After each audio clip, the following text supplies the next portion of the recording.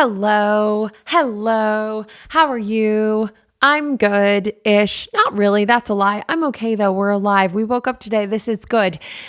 So many things going on. Let me just fill you right in, okay? Because I know you're busy. I know you got a lot going on. I don't want to mess around with the how's the weather bullshit. We know how it is. It's sunny, okay? Moving on.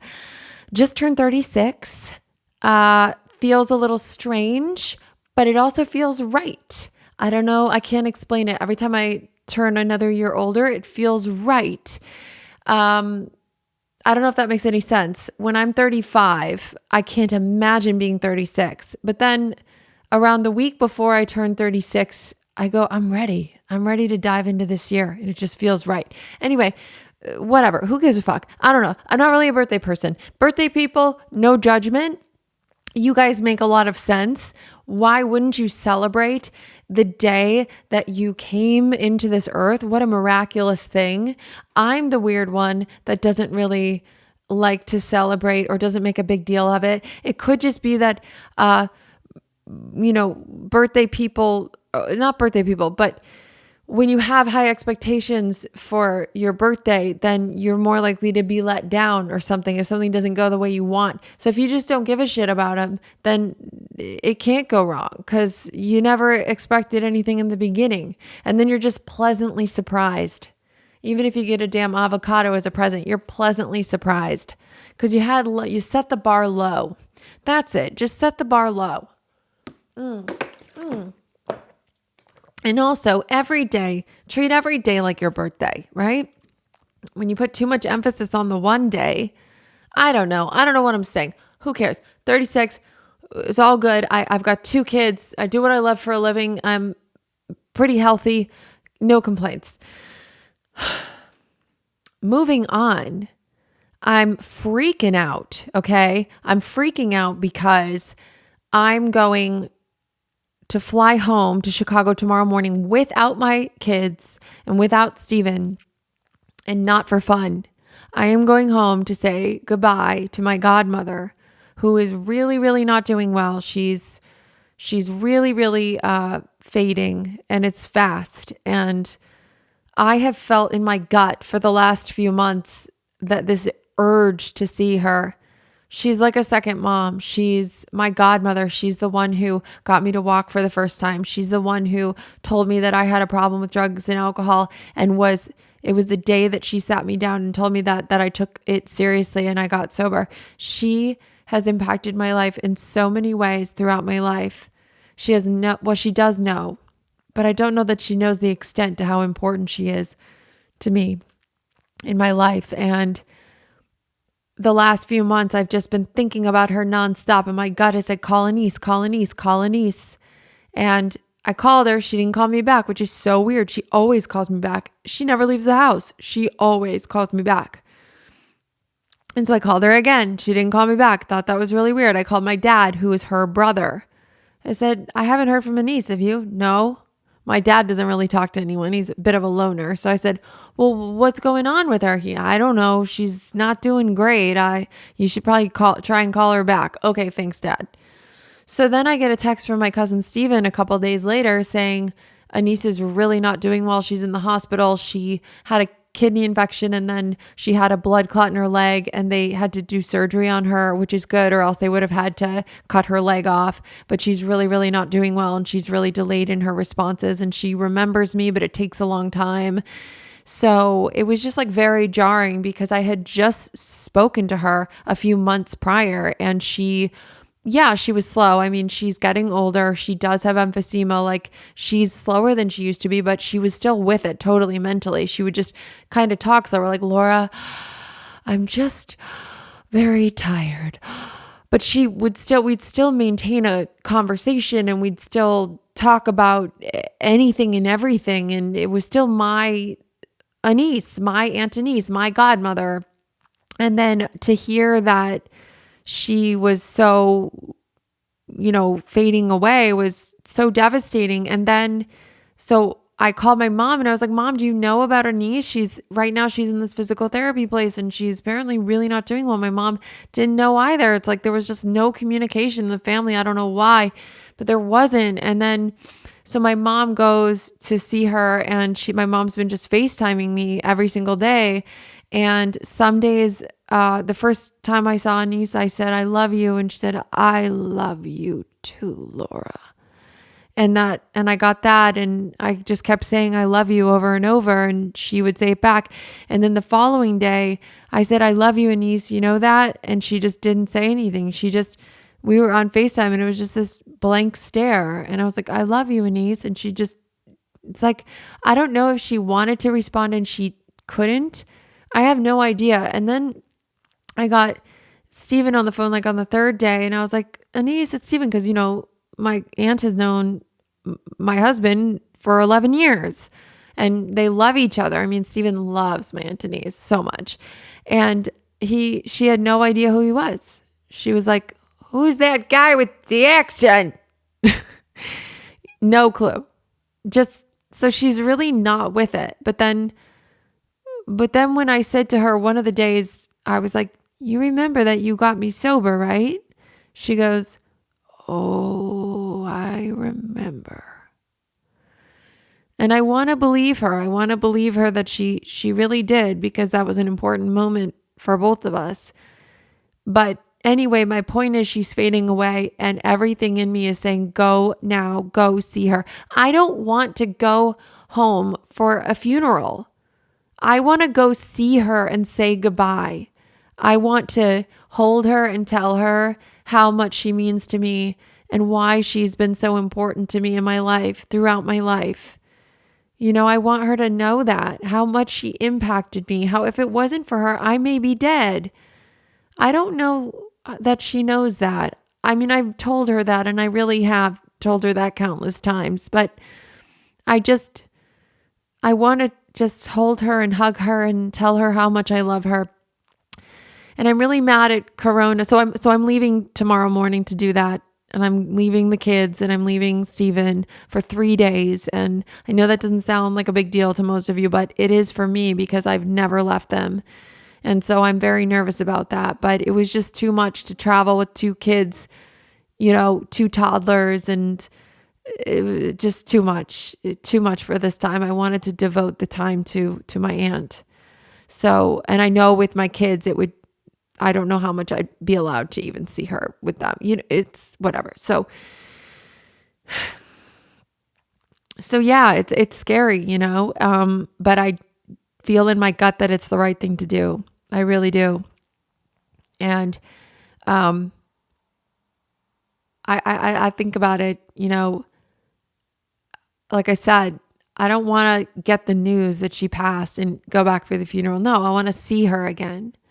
And I'm really mad at Corona. That's what I was saying. I'm really mad at Corona because once Corona hit, she was like, you are not coming to see me. I don't want to see anyone. She had said that in 2020 and maintained that. And she isolated and wouldn't let any of us come see her. She didn't want to fly out to see me. And now I know she's getting older, so it was probably difficult to travel, but she didn't want me to come over. And it's understandable. She's like, I'm vulnerable. If I get it, I'm a goner. Sorry, I'm taking a drink of water. But I'm mad at Corona because I do feel that the isolation sped up her dementia, is what they believe she has. She's having trouble remembering things and people, and she's having trouble eating, and it's just, I feel like her body's really saying like, okay, I'm done. And that's why I'm like, to my mom, did you tell her I'm coming? Did you tell her I'm coming? Because I just want her to just hold on. And I just want to see her one more time. Like I just want her to hold on. And I don't even know that she understands that I'm coming. I don't know. But, obviously, if she's ready to go, she'll just go. But if I'm meant to see her, then I'll make it, and I'll make it there to see her. But I fly out in the morning, and I feel like that isolation really sped up her cognitive decline. I really do. I really do. And now, my dad's showing signs of it too. His short-term memory is, completely shot when he came to visit. It was like, I said, Dad, how'd you like your cereal? He goes, is that what I had? I literally gave him cereal 5 minutes ago. So he's really bad with my dad too, but he knows who we are and everything, you know. So one day at a time, I just hope that if anyone out there that's listening has someone that means a lot to them and you have that gut feeling, make sure just call them. You just never know. You never know when it's going to be the last time you talk to someone. And especially if you're thinking about them and thinking about how wonderful they are, like how meaningful they've been in your life, like don't just think about it. Tell them that. You know, I could not ignore my gut that something was up with my aunt, and so I know that I would regret if I didn't go back. So I'm going, and I'm just going to spend time with her and tell her everything and just let her know what an amazing woman she is and how incredible she is and how generous and lovely she is and funny. So yeah, and Alfie and Poppy are going to be fine. They're going to be fine. Now, this is the next topic that I wanted to discuss. I feel like those of you who follow me on social media may or may not have noticed that Stephen and I stopped posting the kids, and we haven't posted the kids for months now, really, other than a few little stories or something, but not really for months. And it's because I've just been reflecting on whether or not it's the right decision. And I've been reading a lot more about it and just having that same gut feeling of, is this right? You know, I guess simply put, our kids did not consent to being online. And it's not like we're just, a couple hundred followers on a private Instagram or even, posting here and there to your friends and family. No, I'm talking about, I have 25 million followers, and I've posted our entire family. And I just started feeling this like immense guilt going, they didn't ask for this. And are they going to be resentful at me for the rest of their lives because I posted them without their consent when they were little? And is this safe? And I see these vlog channels that post their kids and like it's their business. Like that's why they, like, for me, and I'm not trying to justify, but like I was making content long before I had children, and then I got pregnant and I write about my life. And so I wrote about my pregnancy, and then I had a baby and I wrote about life with a newborn, and they just inevitably were in my content because I was writing about my life and they were my life. But then I see these like family vlog channels that like literally came out of nowhere when they had a family and when they got pregnant, and like all their kids have their own Instagrams, and like they do all these brand deals with the kids, and literally their income stream is dependent on their babies and toddlers and little kids. And like that just, sorry, feels wrong to me. That feels like you're exploiting your children. And there's no laws to say that those kids are going to get paid for their work, essentially. Like the kids could get nothing. So like Alfie and Poppy have been in our videos, and we have a bank account for each of them and have paid them for videos that they've been in, especially if those videos were monetized, because that's only fair. But there's no law that says we have to do that. We just do that because we're not total pieces of shits. That being said, we're little shitty pieces of shits though, because they did not consent to being in the videos in the first place. And I wish I could say like, I thought long and hard and here's why I just said, no, I didn't think about it. I was like, obviously I'm going to film this vlog about, life with a newborn or life with a toddler or whatever the thing is. Obviously I'm going to do that,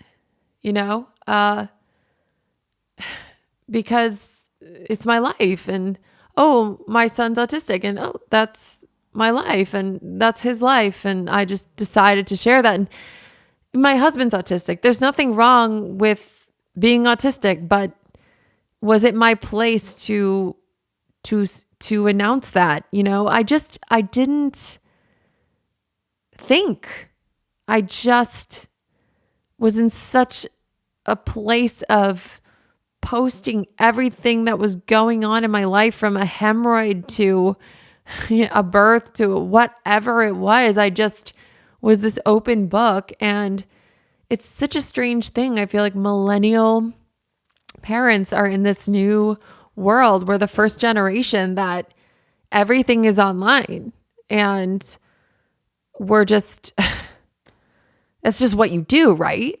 But then when you step back and I start seeing these videos, and it seems like you can't let a single TikTok video determine whether or not you're going to post your kids. Because I'm like, I saw this TikTok video where this one mom is like exploiting her kid. And dude, this shit is fucked up. So this one mom, it's called like Ren Eleanor, I think. And she has like 17 million followers on TikTok. And her whole account is just her little 3-year-old.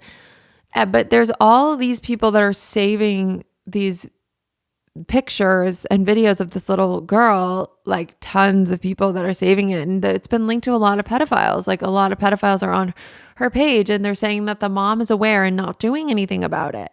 And that they're just exploiting this girl who's not safe at this point.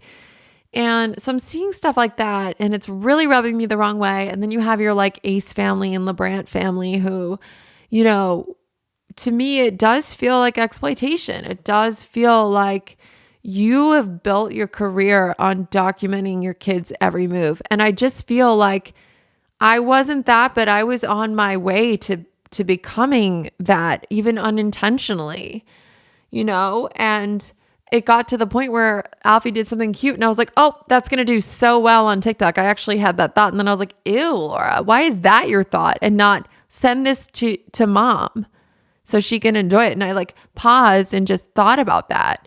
And then instead of posting it, I sent it to my mom and to Steven's mom and to Steven. I was like, isn't this cute? Not everything needs to be shared online. So then I made this, I made a podcast episode. Sorry, I had to drink. I'm feeling very dehydrated.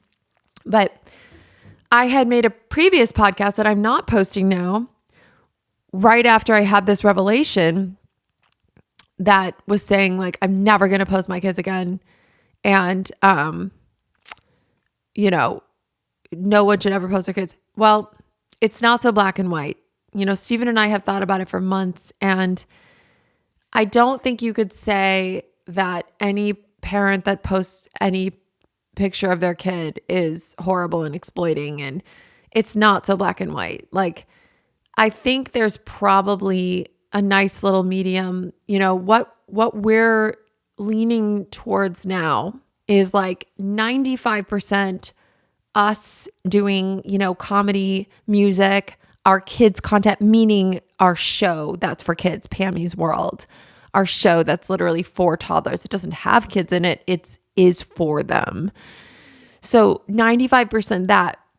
And then I'm thinking like 5% is cute moments that I love of, like Poppy just started walking, or, Alfie dancing, or whatever it is, just little moments that are very thoughtful, like looking at that moment going, is that going to upset them? Is that in any way suggestive to the wrong type of person, right? Like a bath video, things like that. Like apparently that, that seems so obvious, but that's like a dangerous thing to post apparently. And when that gets in the wrong hands, which when you're posting it publicly, it ultimately can. So it's just being thoughtful of all of those things. So that's kind of what I'm leaning towards. It's our job to protect our kids, and we have to do it in any way we can. And I do feel, a part of me does feel like I failed in that regard, because I gave them a digital footprint even before they were born, by sharing their ultrasound. So, but when you know better, you do better. And that's why I have stopped posting them. And now I'm like, okay, could I just here and there post little things just sporadically? I don't know. We're still talking about it, and I'd love to hear your thoughts on it. I would love to hear your comments and your thoughts on all of this because it is so new. What I fucking hate though, dude, is the insane judgment online that there is around like parents who post their children, because not all parents are ill, intentioned, going like, I'm going to exploit my kid. Like, I'm well aware that there's predators, or I'm going to make money off my kids, or da da da. Like, sometimes it really is genuinely, you just want to share your amazing kid here and there with the world because they're so awesome and cute. And you want other people to see that. And it's inspiring and it's sweet. And like, sometimes it's just as simple as that. And so I think the bullying and the judgment that I've seen these parents get from well-meaning adults who are concerned for the kids, it kind of backfires in the end. I think you have to approach it with love and tolerance, because or else people get defensive.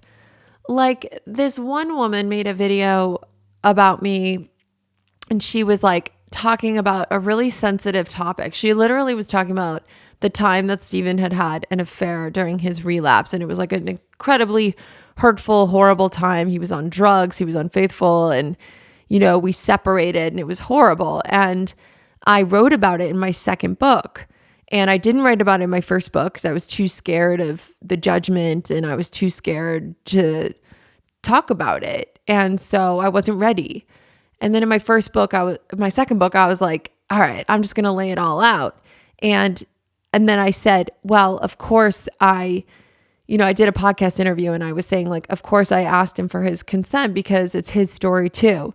And so this woman on TikTok was like, basically showed that clip and was like, this is a clip of Laura talking about her husband cheating on her and how she, gave him the decency of having consent to whether or not to share that story in the book. Basically, I asked him, hey, are you okay with me talking about this moment?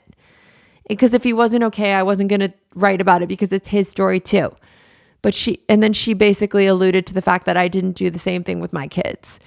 And it was like a lot of like guilt and shaming me.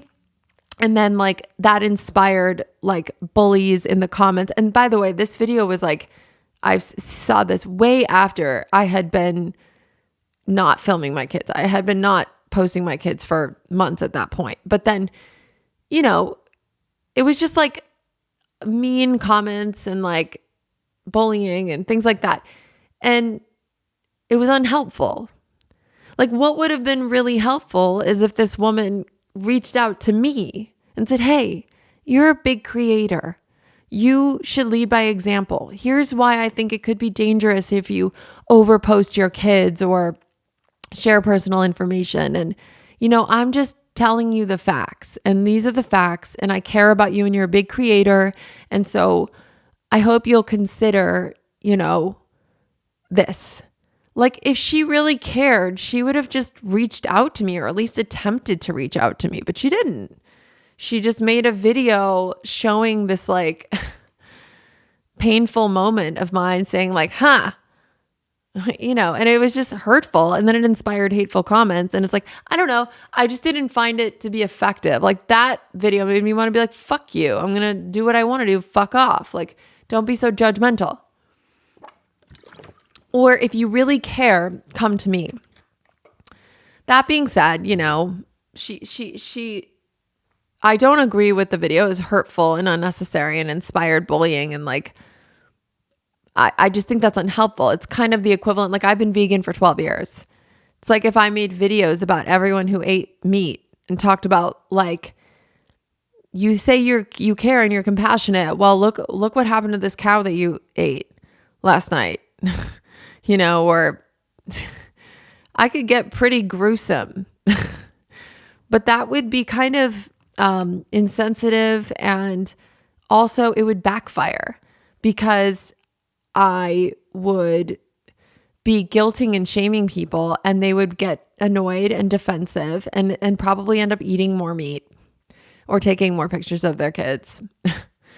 But so what I do instead is I just lead by example and I say, hey, I feel really great since I've been plant-based. It feels really good. I stopped getting sick. My skin cleared up. I have more energy. Hey, it might not work for everyone, but for me, it solved a lot of issues. And it's actually better for the planet and the environment. Isn't that cool? And that's if people ask. Like, I'm not shoving it down everyone's throats. I'm not shaming people who consume meat or dairy because it's fucking counterproductive, dude. So, and also, it's not so black and white. It's not like if you post a picture of a Christmas portrait on December 25th to Instagram, then you're an exploitative cunt. No, it's not that. It's not so black and white. But it's a conversation that needs to be had, and one that I want to have, and in a loving way. And I can admit that I didn't think about the repercussions of giving my children a digital footprint, like without their consent. I didn't think about that. I didn't think about the fact that it could be fuel for future bullying, certain things that you post. There's so many things to think about that I didn't think about. And I think so many other parents of this generation don't think about. We just think we have these adorable kids who are doing all this cute shit. And I want to show it because it's cute. And that's what we do, right? We show, God damn it, we film our avocado toast. We show that. And we're not going to show our cute ass kids. We film our lattes and we post them. And you don't want me to show you my 1-year-old walking for the first time? And I just showed you my kale salad? And now I'm seeing, like on Instagram especially, they've redone the algorithm and it's like just all these reels of, people I don't really know making these reels, and all of them are of kids. They're all of moms filming their kids with like you only get 5 years audio. You only get 5 years. And after 5 years, it's done. It's done. They're not little anymore. It's a special time. And you got to savor it. You know that audio I'm talking about. Like Jordan Peterson. And my first thought is like, okay, like you only get 5 years. Like, really, were you like a stay-at-home dad? Like, how many diapers have you done? How many meltdowns have you handled? I don't know. Who knows? Yeah. Okay. We get it. You only get 5 years, but those 5 years are very difficult too. So we are well aware. Moms are well aware that those are very special and we love and savor those moments. But that being said, there is something exciting about the idea of them being 7 and 8 and, out of diapers. Though I do have one out of diapers now, pretty much. Anyway, it's just what's been going on, and I'd love to hear your thoughts. So this podcast will be posted on YouTube as a video podcast, so you can write your comments and your thoughts on my YouTube. Make sure to subscribe and to my YouTube as well. It really helps. And just let me know your thoughts on posting children online and family vlog channels and all of it. I want to know because it's very interesting to me and it's something Stephen and I have been talking about for months. And that is why you haven't seen our kids, because we're just really scaling back on that. The more we learn about it, the less appealing it all sounds. And of course, what's making me toss and turn is thinking that my kids are going to be resentful at me because I made them famous without them consenting, to the point where I drop Alfie at school and this woman's like, oh my God, can I get a picture? And I said, sure. So I take a picture with her and then she was like, oh, I want one with you guys, and like points it to me and Alfie and Steven. And I literally pushed Alfie out of the way. And I was like, do not take a picture of him. Cause like, this is his preschool. Like, I don't want that floating around. And it hit me then. Like, God damn it, what have I done? You know? Anyway, I'm not going to dwell. I'm just going to, when I know better, do better. And we're still figuring out what that looks like. Right now, I'm really hoping I can post the occasional cute picture and 97% not the kids. But, more will be revealed. And that is all. I'm flying out in the morning to go see my aunt.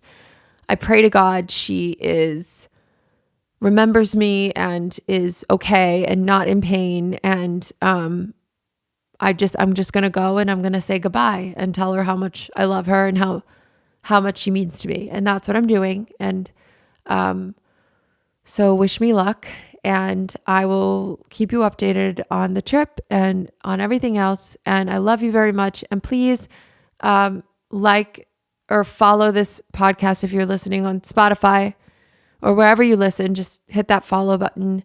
And I love you. And make sure to go leave a comment and rate it and all that fun stuff. And I want to hear thoughts and everything. And yes, hey, we did it. We're here. We made it another day. We did it. We're alive. We woke up today. Isn't that wonderful? And you're listening here. So as always, to end it out, please, for me, just before you get off, just 5 things you're grateful for. Just think about them right now. Please, you're listening to me anyway. You might as well think about it. It's really hard to be pissed off and grateful at the same time. So I'm grateful for my Aunt Denise, for her helping me to walk and dancing with me and joking around with me and making guacamole with me and telling me that I looked like shit and I needed to get sober. I'm grateful for her and what an amazing role she's played in my life. I'm grateful for my children and for how loving they are and how far they've come. For my husband, who's supported me and just loved me, and he's just such a great dad and he's wonderful. And for my mom and my dad for just being so amazing and incredible. And for all of you for sticking with me through this journey, through these years, through all my change and growth, through me doing pussy jokes to preschool jokes, from Whisker Biscuits to Wheels on the Bus. Thank you for sticking with me through it all. And I hope we can share this connection until we're all old and wrinkly and gray, and then the jokes become about depends, and we can laugh about that. Okay. I love you very much. And until next time, have a wonderful, grateful day. And I hope you do something and find some joy in your life today, and do something nice for yourself. Whatever that is, that's going to give you a bit of joy. I love you very much. Okay.